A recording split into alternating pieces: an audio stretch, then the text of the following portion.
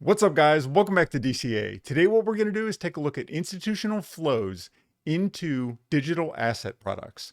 So we're going to be looking at the way that institutions invest into the cryptocurrency asset class and how this has affected where we're at right now and very likely where we will be going forward into the remainder of 2022 and beyond. So we're going to look at how the institutional involvement in this asset class has affected the price up to where we're at right now, sort of why we saw this large drop in price. So the total cryptocurrency asset class had about a $3 trillion market capitalization. Now we're sitting all the way down at 1.8 trillion, and we got as low as 1.5 trillion during this recent drop. So we're going to talk about sort of why that occurred and what has changed and why, in my opinion, I believe that right now is an absolutely incredible time to be investing into this asset class. So if you follow this channel, what we do here is data analysis of the cryptocurrency asset class. We don't care so much about opinions. We don't care about what other people think about what may happen. We simply want to look at the data and use that to guide our judgment about how to invest and what may happen going forward. So we're going to look at that today, and we're going to take a look back to 2018 and sort of show how the events that are playing out right now are somewhat similar to what we were seeing back then with regards to institutional type involvement. And, as we know, people talk about $100,000 Bitcoin, $200,000 Bitcoin, etc. And in order to get to those levels, we're going to need a large degree of institutional involvement. So understanding what both the retail market, which we talk about frequently on this channel, as well as the institutional involvement, which we don't talk about as much, but in my opinion, it's very important to do so. So we'll likely start looking at it more often. I think understanding what both of those two groups are doing is very important. So the first thing we're going to take a look at is, in general, the flows, the institutional flows into the digital asset class through the first week of March. So we saw actually $127 million come into the market, come into these institutional funds. And most of that you see came from North America. In fact, all of it did. There were, in fact, $24 million of outflows from European funds. And I think that's completely understandable. Not only is there the conflict in Ukraine with Ukraine and Russia, you also had the EU vote to ban proof of work assets. And so I think there was a lot of uncertainty going on in Europe, and that sort of led to this position where most of the accumulation was coming from North America. So if we take a look at these coins individually, Bitcoin funds actually saw $95 million of inflows. So if you look, of the 127 million, 95 million of this came into Bitcoin. And this is one of the key tenets of this channel that we always talk about.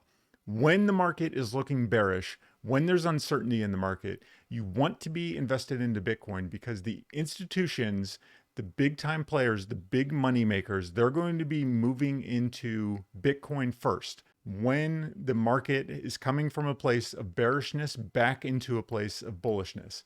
Now, if we look on the other hand at Ethereum, Ethereum did see 25 million of inflows, but what we've seen prior to these last few weeks, it was Ethereum getting absolutely hammered. In fact, nearly $250 million of outflows from Ethereum. While that didn't lead to a massive disparity in the Ethereum Bitcoin price difference, Bitcoin did hold up a bit better than Ethereum.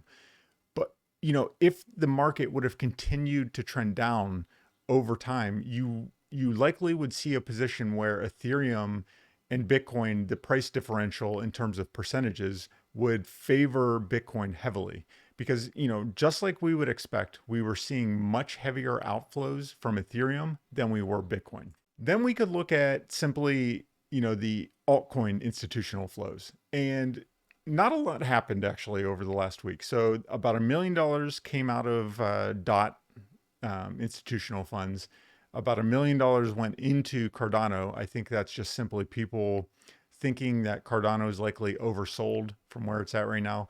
But interestingly, we've actually seen Solana lose around $2 million dollars in institutional flows. Okay, so what we're looking at here is the crypto market institutional fund flows over time. So we're looking at 2021 through 2022. So this would be where we're at right now. And we're basically going back to the end of May here. And we're just looking at this by weeks. So right here, you're seeing the end of 2021. So this is December. And we all know that that big sell-off in the market came in December. So this is kind of around the time where Bitcoin dropped below its 20-week moving average and then eventually below its 50-week moving average. And what we see here is we're during this time, we had about 5 weeks here from the end of December all the way through January, essentially right until the end of January. So we saw actually right here at the second week of January where about $200 million came out of digital asset funds, which was actually the most money that has ever come out of funds all at one time, during a single week. What we've seen since this time is right at around the end of January, we started to see this situation sort of turn around where funds have been starting to accumulate the asset again. We've seen institutional fund flows going net positive. So most of this money over this time has been coming into Bitcoin. So we saw a place where the institutions started to sell at the end of December into January, and we just had this massive capitulation here in January, which has led to this place where we've seen the prices dropping, for weeks on end. So basically from November all the way through, these last few weeks, we saw the price dropping. But now notice that this trend that we saw right here, where there was all this profit taking occurring from the end of December through the end of January, this trend has reversed. And in fact, if you look, a few weeks, there was about $25 million of inflows. Then we had 2 weeks of around $75 million in inflows. Now, over the last few weeks in February and the first week of March, we had over $100 million in inflows. And again, over 100, so around $125 million in inflows in this first week of March. Institutions taking profits. That's what we saw during this 4 or 5 week period here. We saw massive profit taking, but now we're starting to see accumulation again as the price has been depressed down to a place where we're in these lower levels. So, I mean, think about it.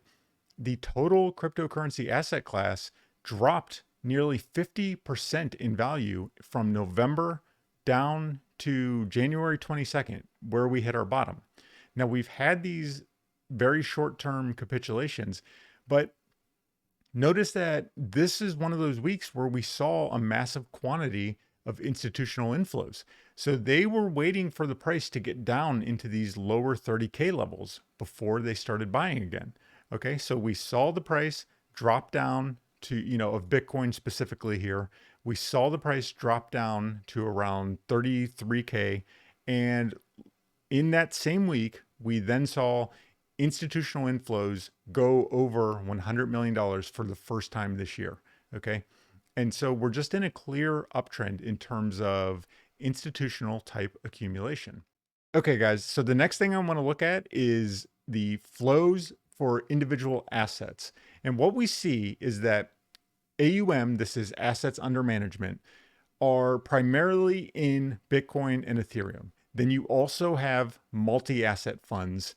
And I think you're going to continue to see this rise and eventually pass Ethereum. And quite frankly, it will likely, as time goes on, even pass Bitcoin in terms of assets under management. And what you're seeing is that as a percent of total assets under management, this by far has grown the most year to date. We've seen that essentially a lot of these others are just lagging behind in terms of institutional type involvement. So things like Solana, Polkadot, now they're not doing terrible, but they're just simply not even in the same stratosphere as Bitcoin and Ethereum. Okay, so the last thing I want to show you is this. And this basically just asks how much money has been coming into the digital asset class as a percentage of the total amount of money that is invested into the institutional funds. And we saw that the money was coming in, it was coming in, it was coming in constantly ever since 2019. If you go back to 2019, there were barely any times when this dipped below into the negative ranges. So there were inflows and inflows and inflows. And if you look at 2020, look at just the extensive amount of institutional investment into cryptocurrency during 2020. So this just started to take off. And notice right when it started to move, it started to trend downwards into a place where we finally saw negative institutional outflows. So we were seeing outflows rather than inflows. And this happened right in May. So it's not coincidental that we saw this market crash in May. This is essentially what the model, the machine learning model that we have on our channel that we use, the DCA index model, this essentially reflects exactly what the DCA index model is telling us. Institutions were buying in, buying in, buying in. Notice where this drops off the cliff. And that's right at the beginning of the year in January and February. Institutions are no longer FOMOing into the market. Now they're starting to get out of the market. Now they're starting to sell the asset. They're starting to move the asset into the retail hands. So they were buying all through 2020 when the price is $5,000, when the price is $10,000, when the price is 15, even up to 20K. But then right when the asset starts to hit into 30, 40, 50, 60K, they are no longer acquiring at such a rapid rate. And then you see this essentially, it's dead by about March.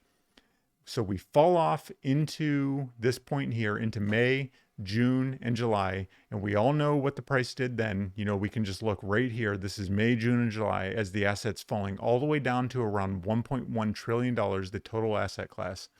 And then what happens? Well, then institutional involvement starts to pick up again. And that's when we go up to our peak in November, which you see right here. So right here, institutions are buying again as the price got all the way down to around 30K that we saw in June and July. And then that drove us up to our high. And then what did they do? They sold again, just like you saw back in May. They started to sell at the end of November into an actual negative flow for the institutional funding in December and early January. Now, notice what you saw back in 2018. We saw this place where the market turned negative. There were negative institutional flows right here as the bear market was starting. And then it sort of flipped just like we saw here. It flipped positive. It didn't mean that the prices were going to turn, into new all-time highs within the next year again, but it did mean that in spite of the fact that the retail market is gone, the institutions are just using that time to acquire the asset. They're using it to consolidate their positions in the asset class and continue to acquire and acquire and acquire.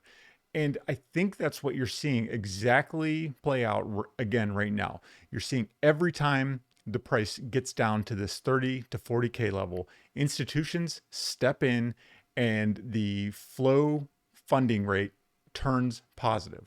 So they're buying when we're at these lower prices. So they are seeing that 30, that 35 up to around 40. They're seeing that price as a price where they should be accumulating the asset. And I think you're just going to continue to see that. And I truly believe that right now, when people look back, whenever the next bull market comes, I don't know if it will happen this year. I don't know if it will happen next year. I'm not here to make price predictions in the short term. But in the long term, I think people are going to look back on this asset class and say, I could have got Bitcoin for 35K. I can't believe I didn't invest then. I could have got, I don't know what altcoins are still going to be around, but I tend to believe Ethereum likely will be. I could have got Ethereum for $2,500, for $2,600, etc. And I think you're just seeing the events play out exactly like we've seen in the past. We know that institutions are getting heavily involved in these markets. You hear about just massive amounts of venture capital coming into all of these, all these various projects. You have all of these amazing blockchains like Polkadot, like Ethereum, like even things like Cardano. I think there's still a lot of potential there. You have Solana, great competitors to things like Ethereum. So I think there's just so much going on. You have the DeFi asset class, you have the metaverse, you have NFTs, you have all of these burgeoning asset classes that people are interested in, that people, want to be involved in. You have Main Street now. Crypto is now accepted on Wall Street.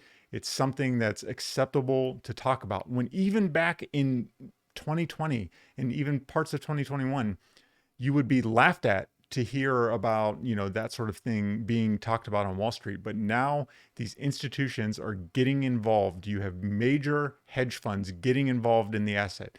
You have some of the highest market cap companies in the world buying cryptocurrency and holding it as a store of value. We've seen the markets just plummet over, these last several months, but you've seen cryptocurrency hold up from where it was at, once it got down to this point here at around $1.5 trillion market cap.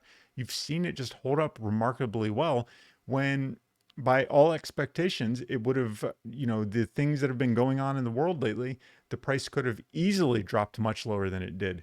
But in fact, when you have so many people that believe in the asset, when you see that the institutions are getting involved in the asset, to me, that gives me the conviction that the price is, in fact, going to be at much, much higher valuations. If not this year, then maybe next year or the year after. I don't know exactly when. I don't know if this will truly be a longer term bear market or not. But I do believe that where this asset class is going, you are fortunate right now to be one of the early adopters into the asset class. And we're going to see just great things coming going forward. So that's it for this one, guys. If you guys like this type of content, hit like and subscribe. And until next time, as usual, see you.